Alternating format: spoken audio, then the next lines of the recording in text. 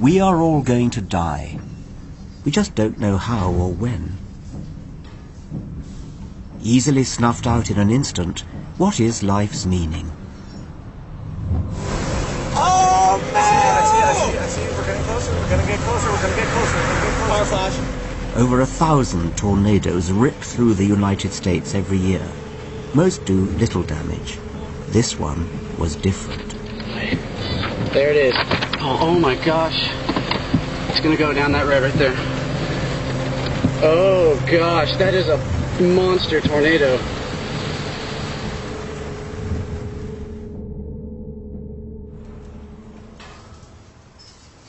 Right up there on the back wall, that was the sanctuary, and that's where the altar was.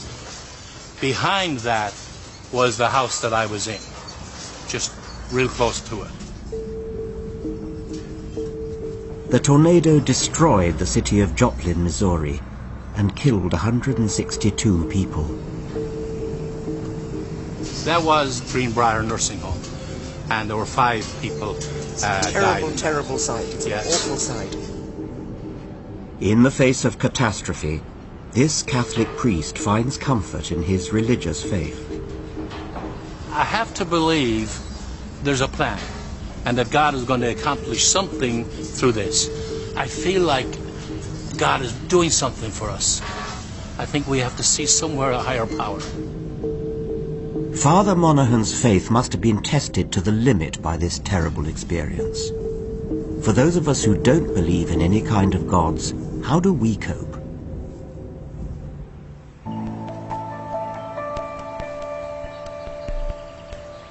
More and more people now realize there is no God. Yet religious values have dominated our lives for hundreds of years and still have a hold over us. In this series, I'm exploring what reason and science can offer us in the place of religion. To bring comfort in the face of death? Help us tell right from wrong? Or provide meaning in an indifferent and uncaring universe? So do you think that we in the West are too materialistic? I think so. I suppose Jesus is an unpaid babysitter. It's like, if I'm not watching you, Jesus is. Do you think that mothers are ever going to meet their babies again? Yes, I think the mothers believe that too, and the fathers.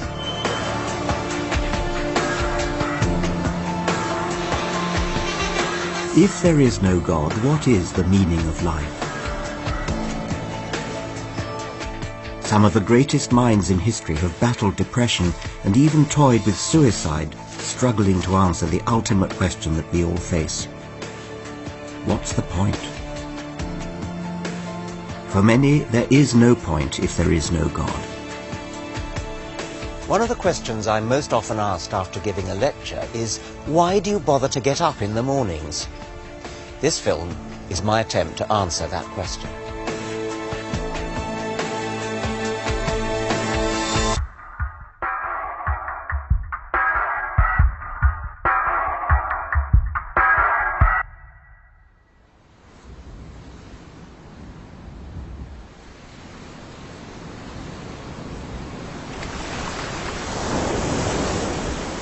Like most English children, I was sent to Christian schools, and I was confirmed into the Church of England at the age of 13.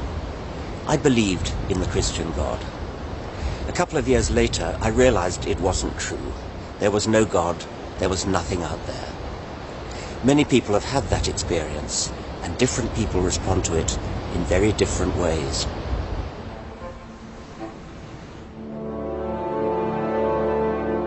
One of the oddest reactions to facing up to life without God was that of the great Russian novelist Leo Tolstoy. Like me, Tolstoy was brought up a Christian and as a young man lost his faith. He had wealth, a family, and celebrity status thanks to his novels War and Peace and Anna Karenina. But in his late 40s, he began to question everything. Tolstoy was in despair, staring into an abyss of suicidal depression. He could find no answer to what tormented him. Why do I live? Is there any meaning in my life that will not be annihilated by the inevitability of death? Desperate to believe that life had a greater purpose, Tolstoy scoured philosophy and the sciences for what it might be. But his torment only deepened. You are a temporary, incidental accumulation of particles. You are a randomly united lump of something.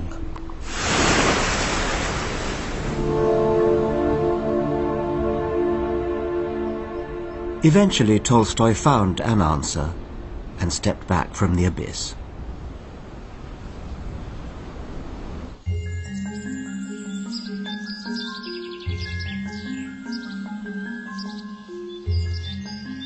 Mount St Bernard Abbey in Leicestershire is home to 36 Cistercian monks. And this, in essence, was Tolstoy's solution: spiritual retreat and devotion. There are no special announcements this morning. Our order is what's called a contemplative order, so we stay within the confines of the monastery. We don't have schools, hospitals or parishes. We stay within the monastery. And you're silent for part of the day, is that right? We are for a good part of the day, especially in the early morning. Yes. So the library's just up here. Yes. Oh my, this is very nice. It is a very nice Yes. library indeed, yeah. Yes. Yes, yeah. Like Tolstoy, these monks live between two worlds.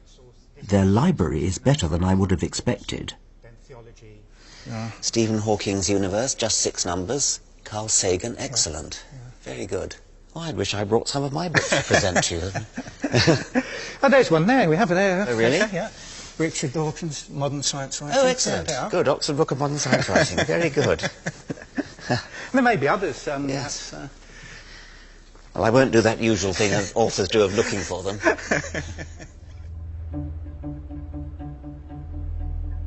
Tolstoy's answer to the threat of meaninglessness was to go back and consciously embrace God. He does exist. I had only to recognize this for an instant and I would feel the possibility and joy of living. I returned to a belief in God. I now knew that I could not live without it. As an old man, Tolstoy separated himself from society to lead a Christian sect. He ended up, like these monks, a religious recluse. But I want to know, can a person find meaning and fulfillment devoting himself to spiritual life? Brother Michael, one of the youngest monks in the order, has, like Tolstoy, given up the world and earthly possessions.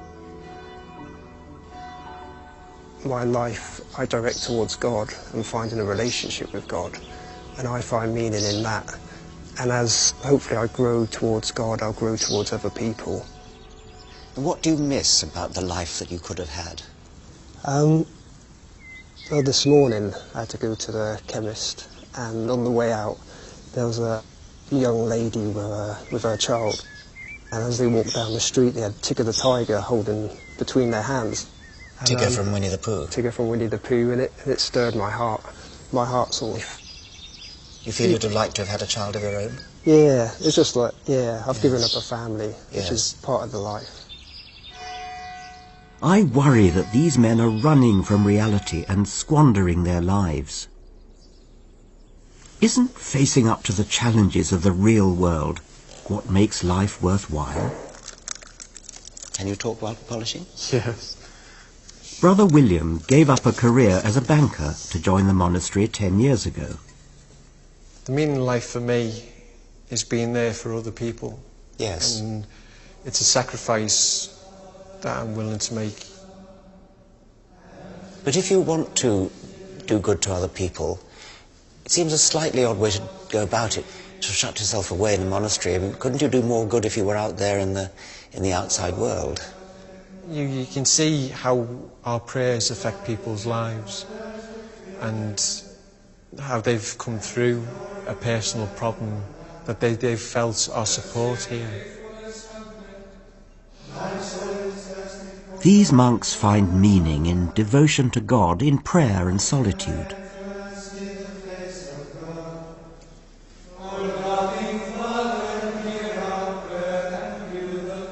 They're entitled to their beliefs, of course, but what a slender life to lead when you could be out there in the real world teaching, learning, maybe doing good.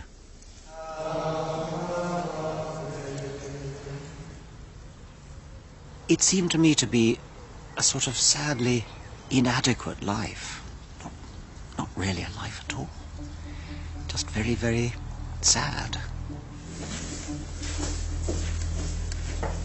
Of course, I don't believe in God, but I do understand Tolstoy's predicament. I just don't see how cloistering yourself away like this can add meaning to life.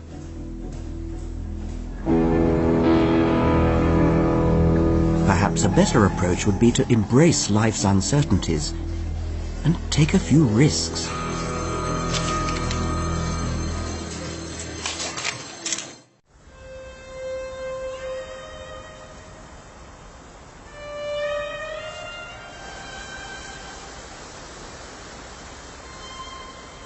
Many of our greatest minds have struggled with the idea that if there is no God, life has no meaning. One of the bleakest reactions was that of Graham Greene. Greene was, of course, to become one of the great Catholic writers of the 20th century. But as a young man, he was agnostic. He was also reckless and extremely bored. He carried what he called his war against boredom to a shocking and dangerous extreme. Greene lived to the ripe old age of 86, but statistically he shouldn't have made it past 19. I remember very clearly the afternoon I found the revolver in the brown deal corner cupboard in a bedroom, which I shared with my elder brother. It was the early autumn of 1923. I slipped the revolver into my pocket, and the next I remember was crossing the Berkhamsted Common towards Ashridge Beaches. Greene had been reading a book about soldiers during the Russian Civil War. Away from the front line, they invented hazardous games to avoid boredom. This was not suicide, whatever a coroner's jury might have said. It was a gamble, with 5 chances to 1 against an inquest. I slipped a bullet into a chamber, and, holding the revolver behind my back, spun the chambers round.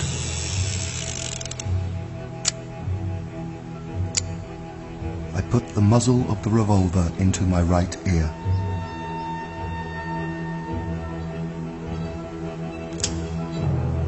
There was a minute click, and looking down I could see that the charge had moved into the firing position. I was out by 1. Graham Greene lived by chance. He had absolutely no control over the outcome when he pulled the trigger. What Greene did was utterly crazy. No matter how bored I was, I would never trust my life to chance in such a way. But the reality is that we have less control over our lives than we might like to think.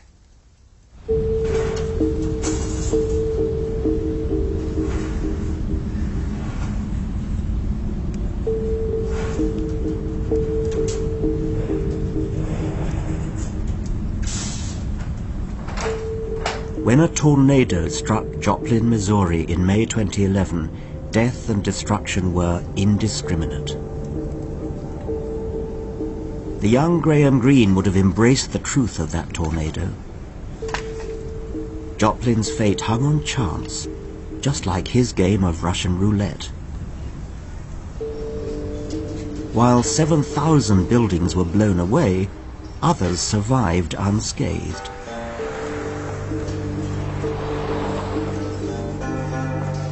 There is tremendous survivor's guilt in the community. That I hadn't experienced before. Survivor's guilt meaning, why did I survive? Why did I when survive somebody and someone else died? died? Yes. Why did that little child die? I'm 70 years of age. Why didn't you take me, God? Why should that mother lose that child? But do you think he could have stopped the tornado? Of course he could stop. He could stop anything he wants. So why didn't he? Because we don't understand. It's a mystery. It's a mystery. He is a mystery, and I can't intellectually explain that. And if someone tries to do that, they're going to come to a dead end and say it makes no sense. It's almost moving the way religious people struggle, twist and turn to find some excuse for this, some sort of meaning, some part of God's plan. If it was part of anybody's plan, what an unthinkably awful plan it would have to be. But even if you're an atheist, the idea of living or dying by chance alone is hard to accept. Atheists may think they've given up God, but it's only human to cling to the idea that things happen for a reason. If you look at misfortune and fortune in human life, in the universe generally, there is no pattern. There's no pattern as relates to people. The pattern is entirely related to physics. The universe has exactly the properties we'd expect if there was no plan, no design, no aim, just blind, indifferent forces of nature.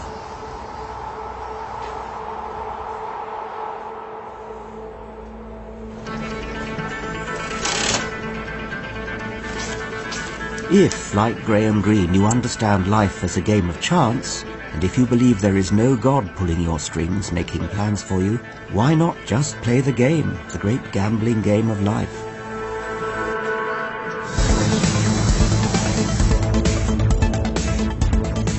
Unbelievable place. It's sort of trying to be the seven wonders of the world. Look at that medieval castle there. There's the Statue of Liberty.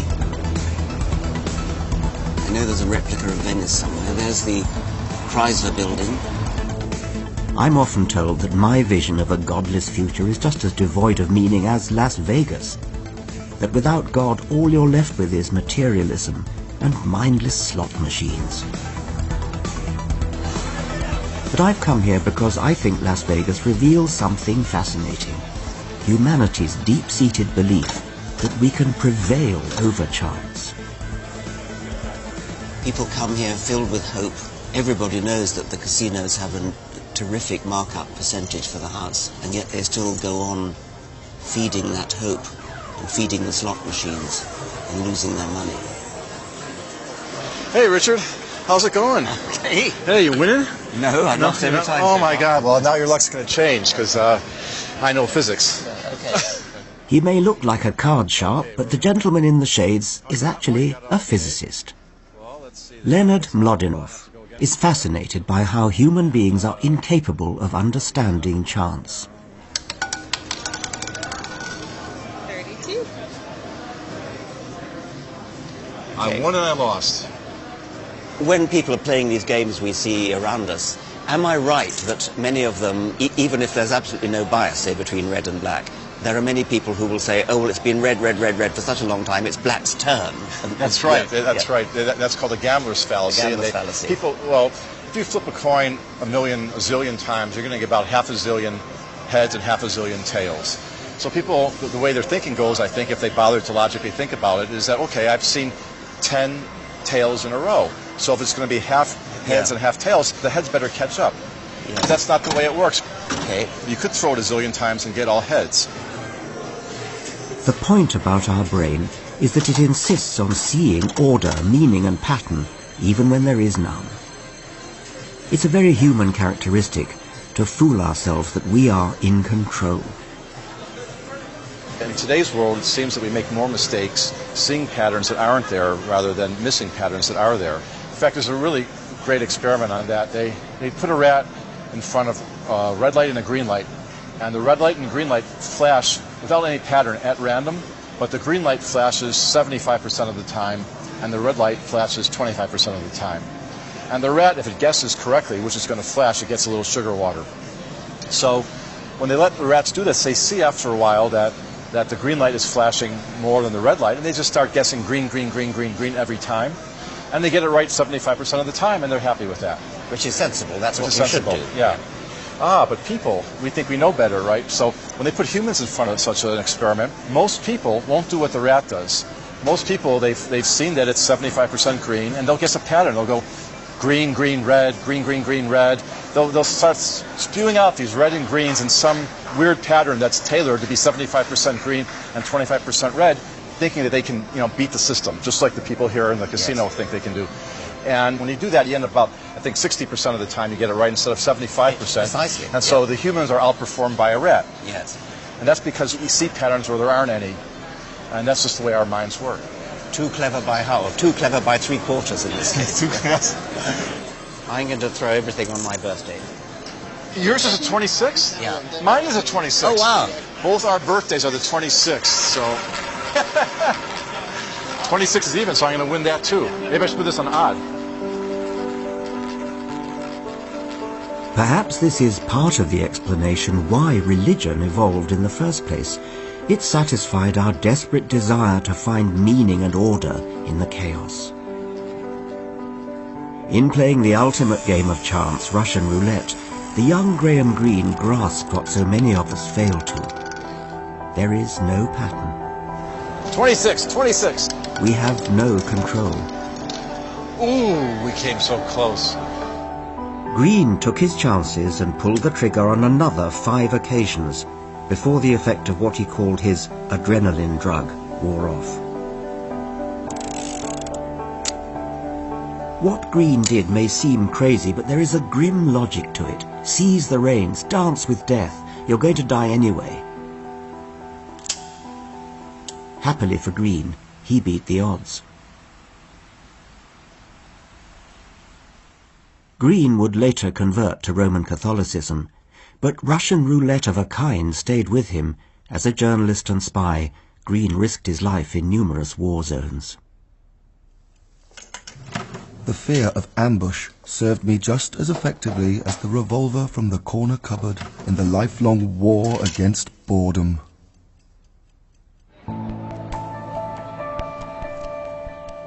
Tolstoy found meaning by hiding himself away. Greene went in the opposite direction. But the next great mind I shall consider tried to argue meaning into even the most meaningless toil imaginable.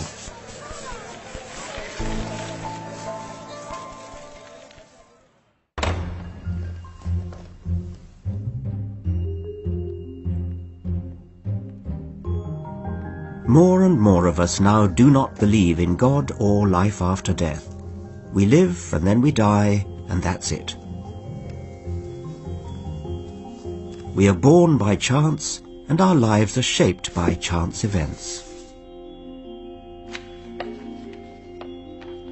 I know this is a difficult pill to swallow for many people, especially those for whom religion still has a hold over their lives. Many people have struggled to come to terms with the reality of a purely physical universe. So, how do we find meaning?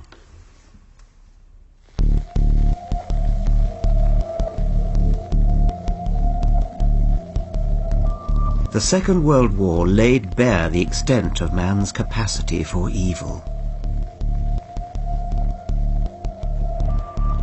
In Paris, philosophers like Albert Camus met in cafes like this to try to make sense of the brutality. Without the aid of eternal values, it is legitimate and necessary to wonder whether life has a meaning. Camus was interested in what he called the absurd, that our life must have meaning for us to value it, but we live in a world that offers no meaning. Unlike Tolstoy and Graham Greene, Camus rejected religion as a source of the meaning he craved. He found inspiration in another myth, the story of a man whom the ancient Greek gods had cursed. Camus consoled himself with the myth of Sisyphus, in which Sisyphus was condemned to spend his whole time rolling a boulder up a mountain, and then it rolled to the bottom again, he went to the bottom and rolled it up again, and this went on forever. For Camus, accepting even this most futile and repetitive of tasks and not giving up, itself had value. The struggle itself towards the heights is enough to fill a man's heart. We must imagine Sisyphus happy. Camus took comfort from this because by going to the bottom of the mountain again and rolling the stone back up, He was at least doing something. But can we really find meaning in futile work? Sisyphus may seem admirable to a French intellectual, but I don't see the appeal of resigning oneself to life's injustices.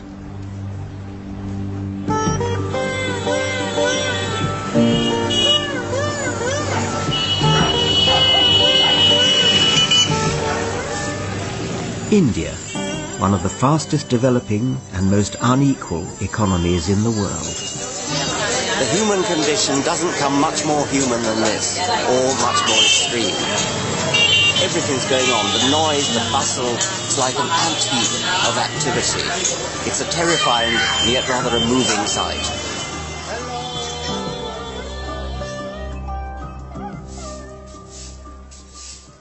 This latter-day Sisyphus is called Hori Lal. His struggle is to clean the streets and the public lavatory here in Varanasi. His task is as endless as Sisyphus's boulder rolling. These streets are never clean. Do you enjoy your job? Yes, I enjoy doing my job. And do you do the same thing every day? Yes, I do it every day. How long have you been doing this job? It must be 20 years now. What hope do you have for the future? What hope can I have? I have a job to do, and I will continue doing it. It's fate. What we have been made, we will remain. It can't be changed.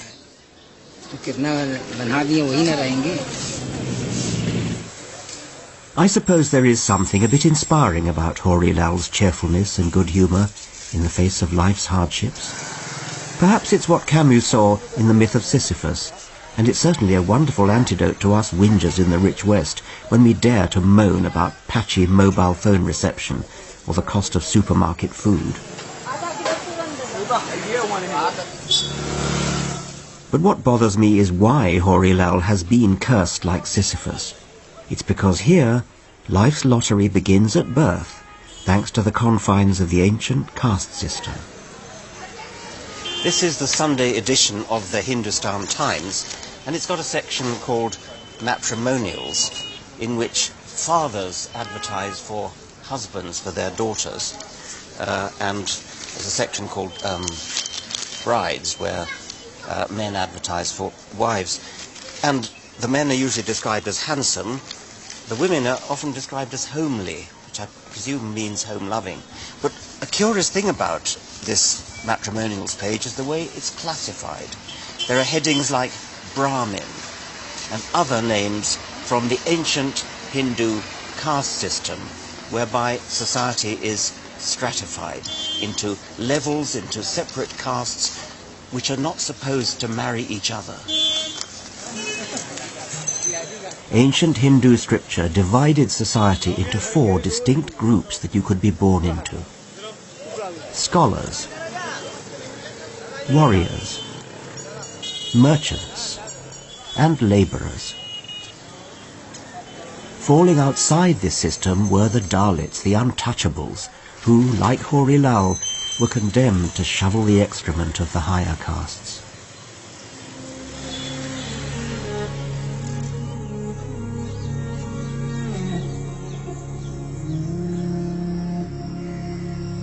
This is where I think Camus got it wrong.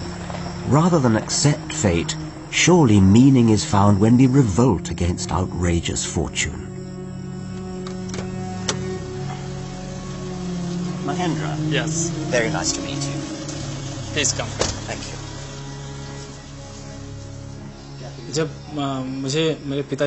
When my father died, I was told that because there is no money in the family now, you can't study anymore. At that time I was very sad because I had this dream from the start, I have to study. Like Hori Lal, Mahendra is a Dalit. His father died when he was 14 years old, leaving the family penniless. Mahendra spent the next 4 years working as a bonded labourer weaving saris. But unlike Sisyphus, Mahendra defied the gods and threw his boulder away. I had to face so much discrimination in the society for being a Dalit that I felt education could be a good medium to get out of the system. A lot of people in your position would probably have given up, and I hugely admire you for not giving up. But what drove you at that time? I had always felt that I have to become a part of the mainstream society. And that is why I had this thing that I have to study a lot and earn money so that I can reach mainstream society. Today,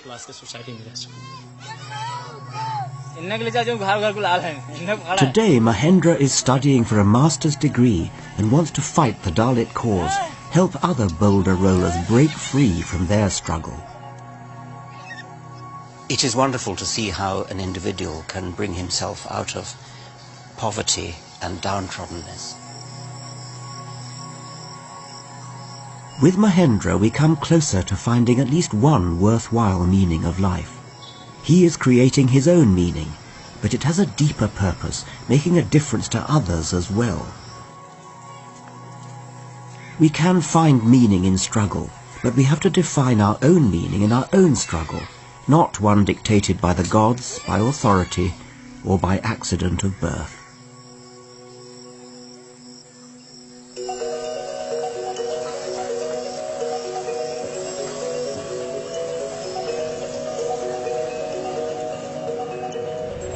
So I think meaning is subjective, something personal we may not all agree on. But that shouldn't be an invitation to egotism or self-absorption. Here in northern India, Westerners still come in droves in the hope of finding some deeper meaning in Eastern mysticism. People go up mountains for refreshment. They go up mountains for wisdom. Moses went up Mount Sinai and came down with the tablets of traditional Hebrew wisdom. There are lots of people who come from all over the world to a place like this, up a mountain like this, where there's a Tibetan monastery, seeking what they would call spiritual wisdom. Geshe Hakdol is a master of Tibetan Buddhism. He's the Dalai Lama's official translator and archivist. The complete teaching of the Buddha is aimed towards transforming your mental outlook, because the ultimate purpose is to remove all kinds of problems and sufferings. And problems and sufferings and disturbances cannot be removed by relying on external forces or external material sources or your relatives and friends. At the end of the day, the real source of long-lasting peace and happiness has to come from within. For a Buddhist, what matters is accepting that reality will always change. To be happy in this changing reality, Buddhists teach that we must eliminate our attachments to people and possessions. I sort of half understand that. They try to get that sense of direction or happiness from material accumulation, from marriage, from wealth, from name. But in all these cases, here or there, they get a lot of problems, a lot of difficulties. So do you think that we in the West are too materialistic in our way of life? I think so. To be honest, I think so. I think I would agree with you that, that one doesn't want to devote one's life to accumulating material, sort of hedonistic happiness.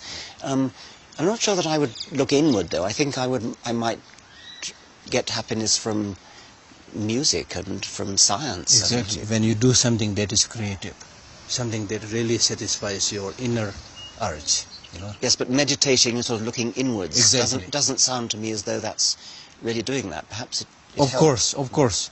The peace and happiness, the tranquility that you get when you know how to stay alone and go within cannot be matched by anything else.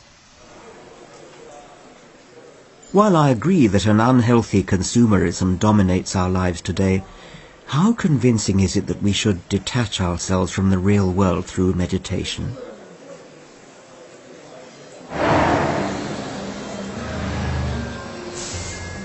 The great minds we've looked at, Tolstoy, Green and Camus, all stood out in deeply religious times. But we are now at a point in history, in the West at least, when more people than ever are atheist. So, if we are finally shaking off the influence of God, how nowadays do we find meaning? I'm going to talk to an outspoken satirist of modern life. That's that. No. Yes. That's that. Religion is that. No.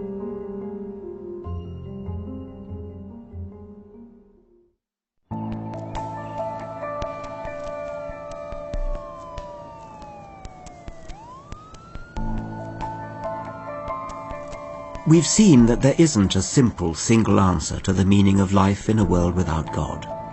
Meaning is something we need to carve out for ourselves.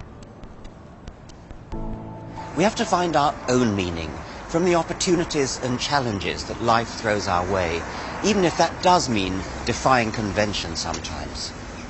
I'm going to meet a man who's definitely defined his own way and made a huge success of it, but he has ruffled quite a few feathers in doing so. Thanks to everyone in the room for being good sports. Thanks to NBC. Thanks to Hollywood Foreign Press. Thank you for watching at home. And thank you to God for making me an atheist. When I signed off the Golden Globes by saying, and thank God for making me an atheist. Now clearly that was a play on words. It was a little bit of a redressing the balance to everyone who thanks God for winning an award.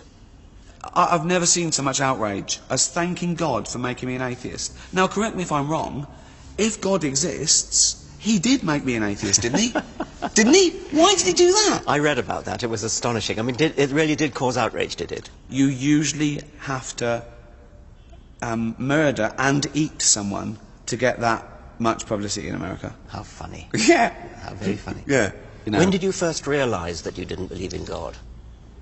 My next brother, Bob, when I was about 8, he was 11 years older than me, so he was about 19, and I was drawing a picture of Jesus for, Bible studies, and he came in and he looked at it and he went, "Why do you believe in God?" And my mum went, "Bob." And I knew from body language. Why didn't she even want the question? She was hiding something from me. And I thought about it, and it all made sense. Then I started reading, and I've been an atheist for 40 years. I love that some people mistake atheists for Satanists.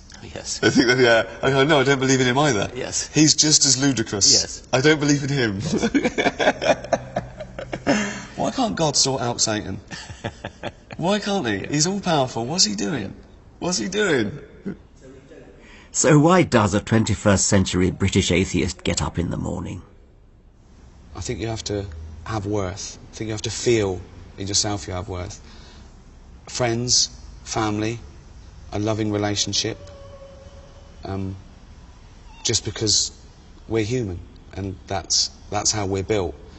And for me personally, something creative. It doesn't have to be painting the Sistine Chapel. It can be gardening. But I think you have to do something and enjoy it and fill your free time and stand back and look and go, I did that. These are all reasons to stay around for as long as you can. I would agree with all that, and I think I would add understanding as well.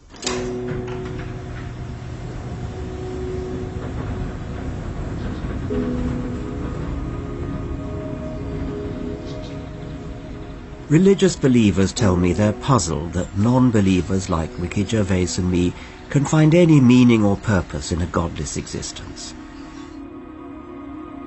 But for me, the world teems with meaning. It's up to each of us to give our own lives meaning through our work, our relationships and passions. And I think through one other thing, understanding who we are and trying to understand why we're here. That has been the mission of Western science, the most important tool I believe mankind has ever invented. For centuries, human eyes could see clearly no further than a few miles. Telescopes enabled our eyes to leap outwards and see distant stars millions of miles away. Even better than that, a telescope is a kind of time machine. Because it takes light so long to reach us from a distant star, when you look at a distant star, you're looking backwards in time, maybe hundreds of millions of years. And if you look at a distant galaxy, you may be looking at the origin of the universe itself. You're looking at the very beginning of space and time, the Big Bang.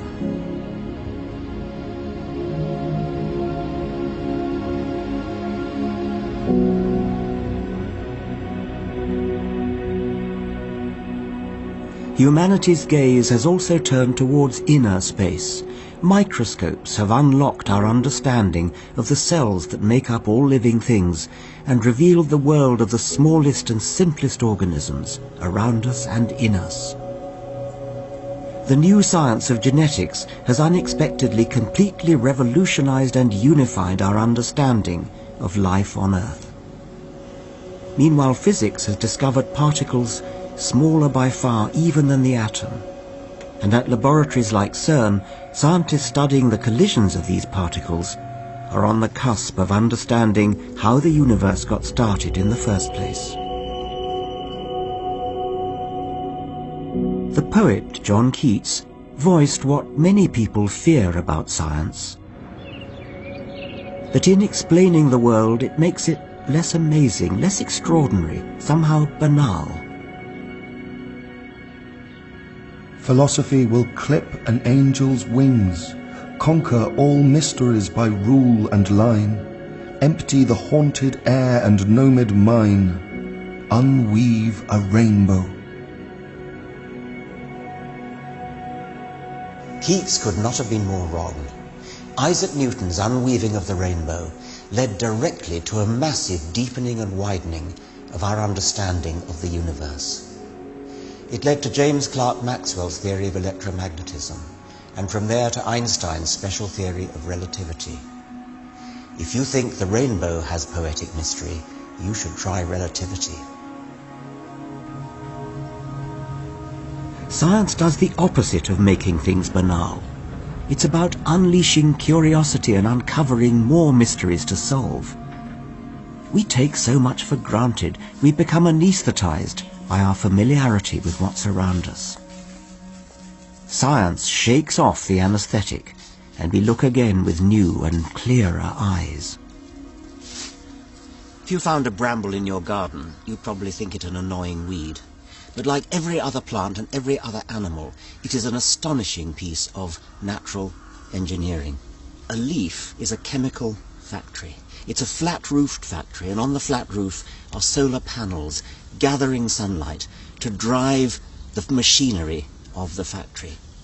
There are wheels, almost literally wheels, going round and round, biochemical wheels, driven by the energy from the sun and manufacturing food for the plant, sugars. And the sugars are then piped in this, what almost looks like a river system, into the central stem and into the rest of the plant. That's where all the food for the plant comes from. And even our food comes from that, because we eat plants, or we eat animals that eat plants. And so the energy that drives our bodies, every one of our trillions of cells, comes ultimately from the sun, and it flows down a river system like this, ultimately into us. It gets even better. The genetic code that's used by this plant is the same as the one that's used by you. Even 50% of the genes are the same. This plant is your cousin, just a weed.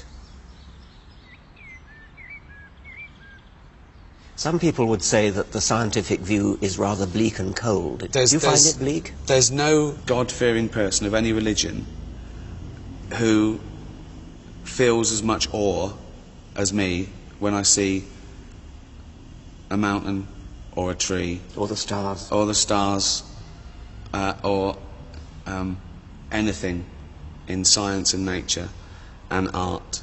And you and I are privileged to be here to enjoy it, even if for a short time. That's a wonderful thought. We cherish this life. It's sacred. So enjoy it. This is all we've got. Yeah. And it's Make brilliant. the most of it. Make the It's most brilliant. Of it. It's amazing.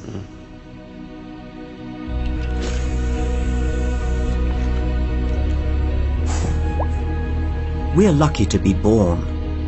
We win the lottery just in being here at all.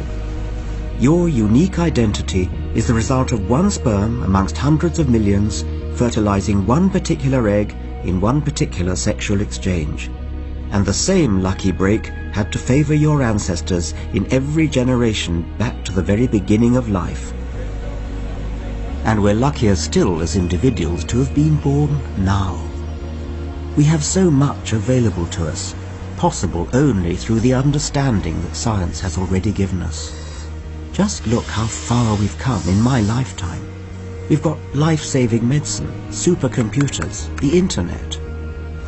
We can travel further and faster, higher and deeper than ever before. We constantly push at the frontiers of possibility. Imagine what's still to come.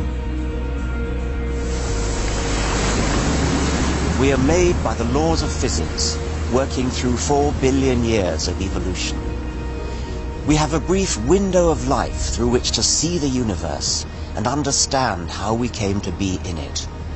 The truth may not always be comforting in the face of suffering, but it has a majesty of its own. That's what I tell people when they ask me, why do you bother to get up in the mornings?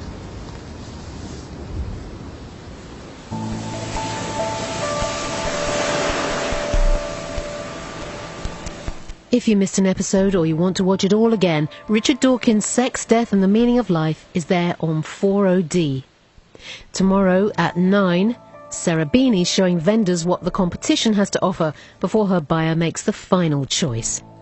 And next night, documenting what lurks behind internet posts and quiet suburbia, America's serial killer. True stories on More 4.